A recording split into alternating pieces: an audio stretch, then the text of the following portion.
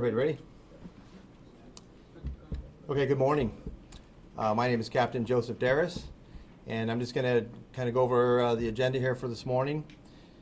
How this will work is first I'm going to introduce to you Deputy District Attorney Adam Flores. He's going to come here and speak to you in just a moment, very briefly, about the Family Assistance Center, provide you with some information, and then he'll be available for you following this press conference to answer any specific questions you might have. So he'll be here in just a moment.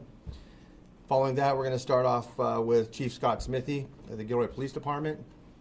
Again, for those of you who have not been here previously, his name is spelled S-C-O-T. There's only one T in Scott, and S-M-I-T-H-E-E.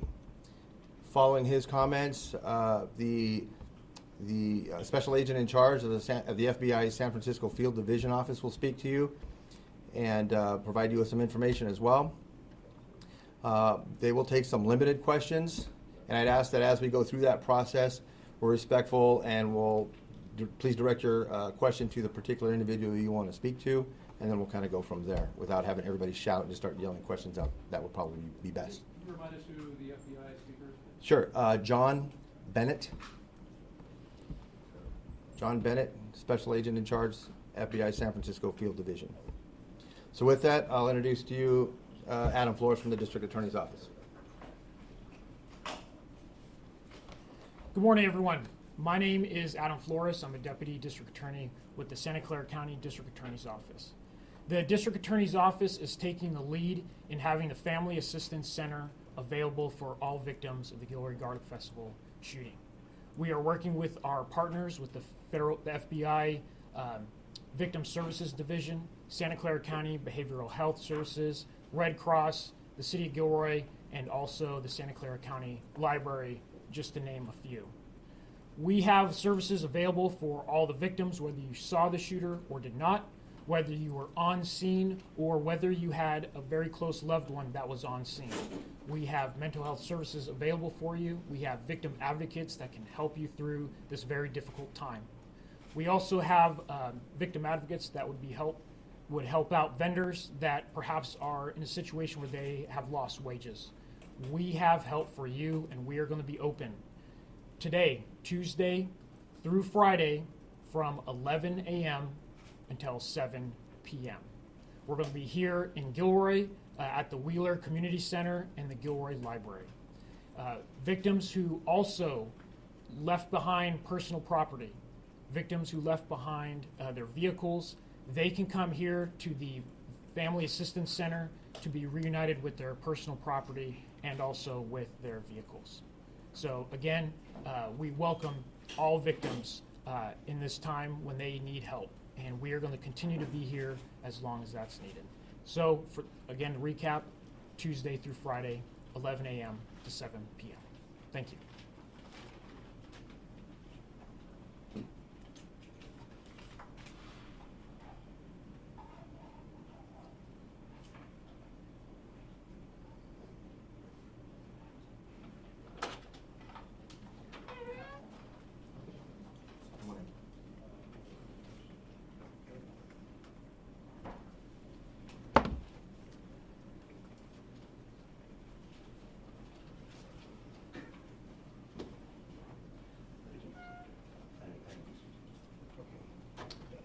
Okay, so again, we'll start off with our Gilroy Police Chief, Scott Smithy.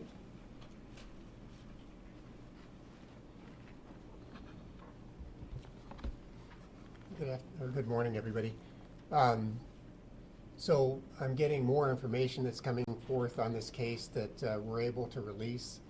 We want to be as transparent as we can with that information, but of course it's an active investigation, so I have to be careful what I release and when I release it. But I have quite a bit of additional information, more details that I can release to you today. One of the questions we've gotten from a number of sources is how many rounds were fired, and we've been able to determine that. The suspect fired approximately 39 rounds during the course of this event, and the Gilroy police officers, there was 3 officers that fired, and between the 3 of them they fired a total of 18 rounds. The suspect was hit by the police officer's gunfire multiple times. I do not yet have a definitive finding from the coroner's office on exactly where those rounds hit him or exactly how many rounds, only to say that he was hit multiple times at this point. The other thing that was important to us was whether or not any of the people that were killed in this event were struck by friendly fire or by police officers' rounds. And we've been able to determine that none of the people that died in this incident were struck by friendly fire. They were all killed by the suspect. I'd also been asked about the suspect, whether he was wearing any kind of body armor or a bullet-resistant vest. And that is confirmed that he was wearing a bullet-resistant type vest at the time of the incident. Some of the information regarding his armament, the weapons, how prepared was he? We know now that he had a 75-round drum magazine that would fit into this weapon. We recovered that, and it had 71 rounds left in the drum. He had two 40-round magazines on his body for the weapon. He had two 40-round magazines that were on the ground, and he had one 40-round magazine that they described to me as being loose on or near him. I'm not exactly sure the location of that one. I told you the other day that there was a shotgun located in the vehicle, which has been confirmed. It was a Remington 870 shotgun that was located in the vehicle. The other item that generated a lot of interest was the bag or the backpack or something that was found in the creek. We now know what was in that bag, and I'll go ahead and give you that information as well. There was just two loose rounds for the rifle that he had that were in the bottom of the bag. He had a scope, a rifle scope of some sort in the bag, a flashlight and a shovel, and two additional loaded 40-round magazines for the gun. And then he had four loose buckshot rounds, which would have been for the shotgun. And that was the only contents that were in the bag. And so that's my additional detailed information that I was going to give today. I'm going to turn it over to the FBI because I think they've got much more information about the status of their investigation and what's going on out at the park. Thank you. Thank you, Chief. Good morning. My name is John Bennett, and I'm the Special Agent in charge of FBI San Francisco. Before I provide an update, I want to say something to the families of Stephen, Kayla, and Trevor. I know nothing we can say or do will ever bring back your loved ones, but I want you to know that everything that law enforcement is doing, from our methodical examination of our evidence to our outreach to all the victims and their families to our ongoing investigation, everything is being done with you in our minds. And we are very sorry for your loss. The FBI Evidence Response Team has concluded our collection at Christmas Hill Park. We have now turned the park back over to the city. I appreciate the public's patience while we process the scene carefully, slowly, and methodically.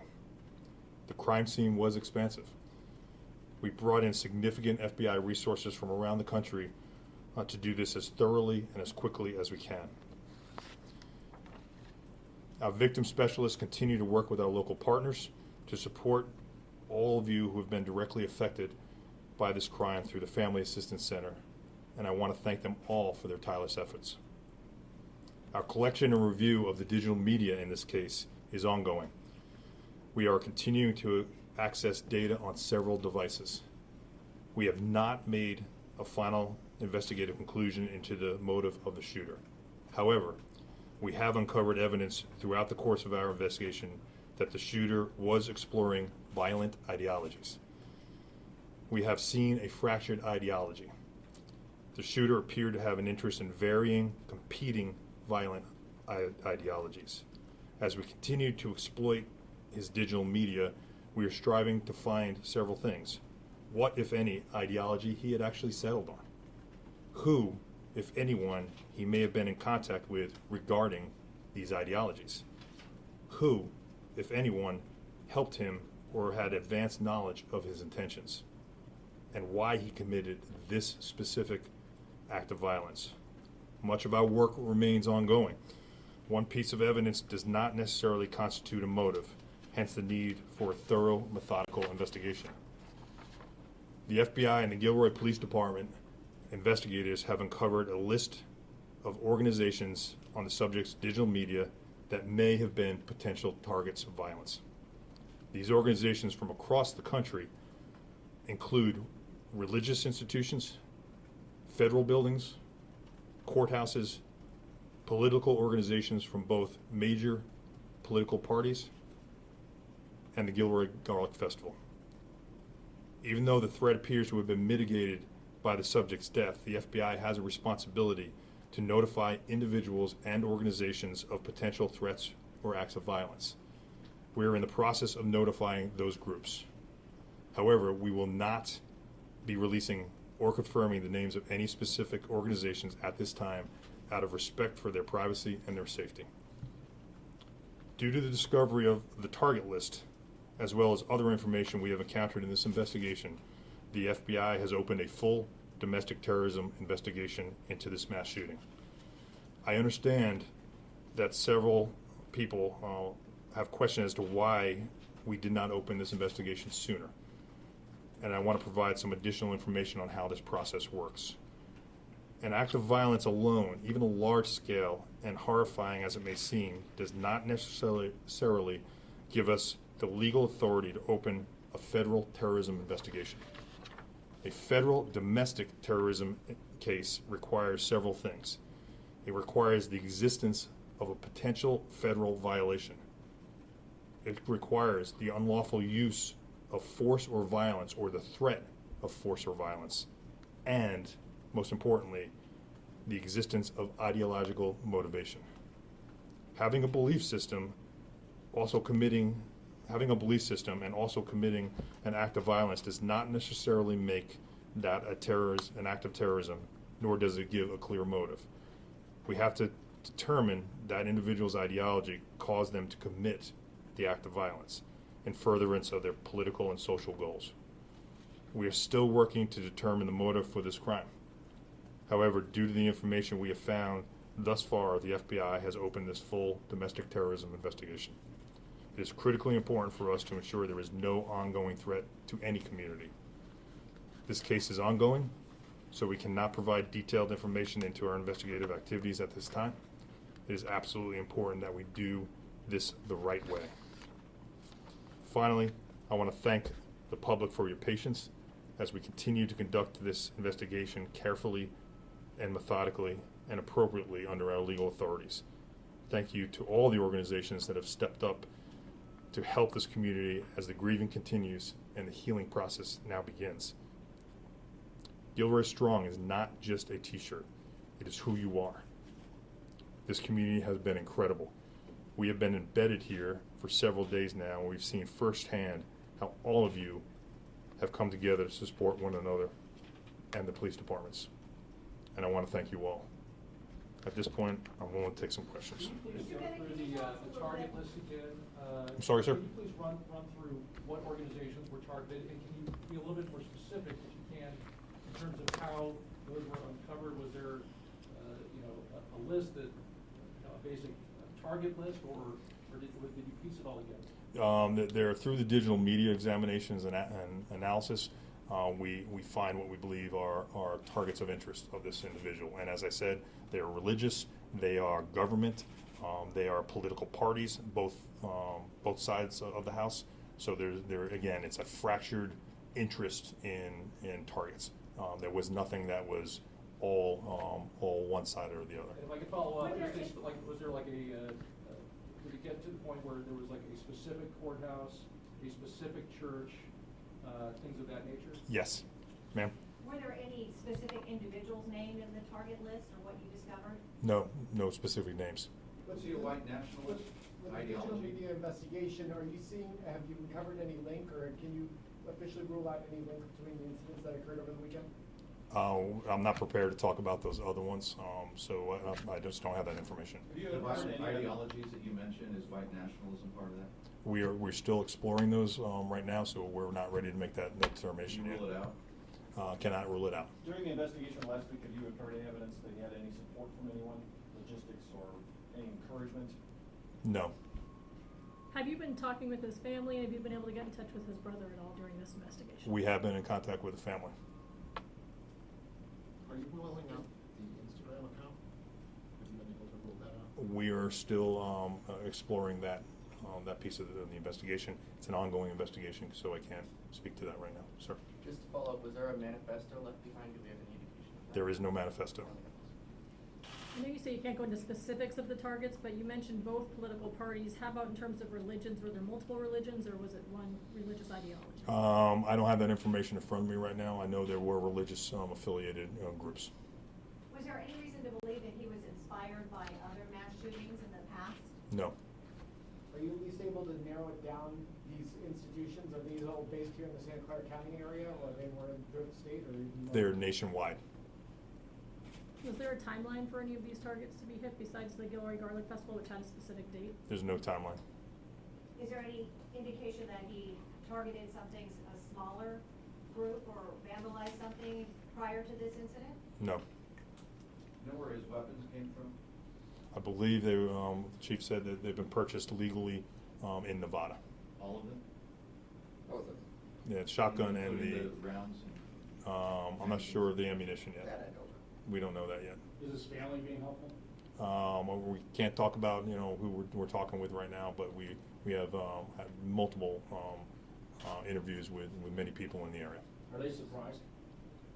I don't have that information. Can you tell us what's next? So you're releasing Christmas Hill Park, does that mean the community can go back in there? And also, what are the next steps for the FBI? How many agents are going to remain in this area? Sure, we're committed here until the job is done.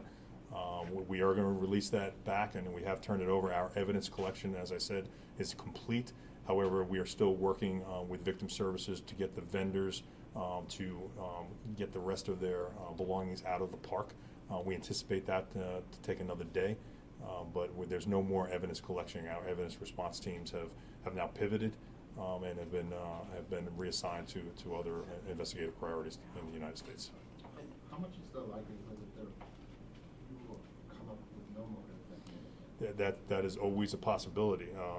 This is in some cases that an individual we may never see that, or may never be able to determine if there was an ideology or not. So that is a real possibility, sir. To clarify, where was his place of residence when he purchased the shotgun and rifle? I don't have that information, so we'll have to figure that out. Is there any evidence that he was inspired by any specific people or organizations? The investigation is ongoing right now, and I'm going to hold that right now. Is there any event in his life history that turned him to these ideologies? Anything you discovered? We haven't seen anything like that yet. Out of the list of locations, did he physically visit any of them? I'm sorry, say that again? Out of the list of locations, did he physically visit any of them? We're following up on that right now. We've learned a lot in a very short time about the suspects in Dayton and El Paso. Why is that not the case here? Right now, I'm not prepared to talk about those on there. This is our, the FBI provided police assistance, technical assistance to the Gilroy Police Department. As I said before, you need several things in order for this to become a federal investigation, and that includes not just an ideology, but the threat of violence, and there has to be an underlying federal crime as well. All right. Now, because the suspect is deceased, and you open a federal investigation, what transpires? What do you do, with this domestic terrorism investigation? What happens? Sure. This now becomes part of the FBI San Francisco's portfolio. We assign it to a particular squad and group of individuals, and they now have the legal authorities to send out subpoenas and search warrants. Under the police assistance one, we were unable to do that until we have a full predicated FBI investigation open. Now that that is open, we can start cutting the leads across the country to further investigate this, and Gilroy can get back to being the great department that they are. But you're looking for other suspects, other associates you may have had? We are looking for wherever the evidence takes us. Riley, can you expand off of no motive, but you say the ideologies? Can you explore as to looking into the motive, at the same time saying he was exploring violent ideologies? Can you expand onto that? No, sorry. Was the firearm, ammunition, or magazine illegal to own? Under California, I'm federal, so under California law, I couldn't tell you that. I think I'm gonna end there. Yeah, me too. for Chief. stuff, Wanted to make one more statement too. You Just- mentioned none of the fatal victims were struck by friendly fire. Was anyone wounded potentially by friendly fire? Not that we know of. Again, there's so many people and so much evidence that I can't say definitively until the coroner's office and other investigative elements tell us what they uncovered. But at this point, there's no indication that anyone was struck with friendly fire. And how many times did your officers strike him with gunfire? I don't have that definitive answer yet. Again, that comes out of the coroner's office, and they will release that report when they're ready, and they're not ready to do that yet. Chief, just curious what you make of the FBI's announcement in terms of the target list. Well, I think, I can't say enough about the FBI and the cooperation and the resources that they've dedicated to the city of Gilroy. This is a very large event, certainly beyond the capabilities of our department to handle on their own. And I think as the leads take us in this direction, to have their involvement is a very positive thing. Chief, do you have any comments as far as the shootings after the Gilroy Garlic Festival shooting in both El Paso and Ohio? Well, having lived through this, I can only know what they're going through. And, it's very sad that we have people that do these kinds of things. I want to, before I close, one additional thing. The FBI is done with the park and the processing, but just for our local folks, for our community, that people that may want to go visit that location, that does not mean that the park is open to the public, because we still have a lot of people have to recover their personal belongings and whatnot. So we're maintaining a presence out there. We're keeping that park closed until all the vendors and all the people that have personal property in there can get in and remove their stuff. And once all that process is done, then we'll open the park back up to where people would go down inside there. But just because the FBI is finished does not mean that park is open to the public yet. Is there an estimation on when it will reopen? I would imagine it would be relatively soon. A lot of that depends on how fast we can get a hold of people and how fast they can get in, but we're hoping within the next day or two. Okay, One last thank you. question, anybody? One last question. Thank you all.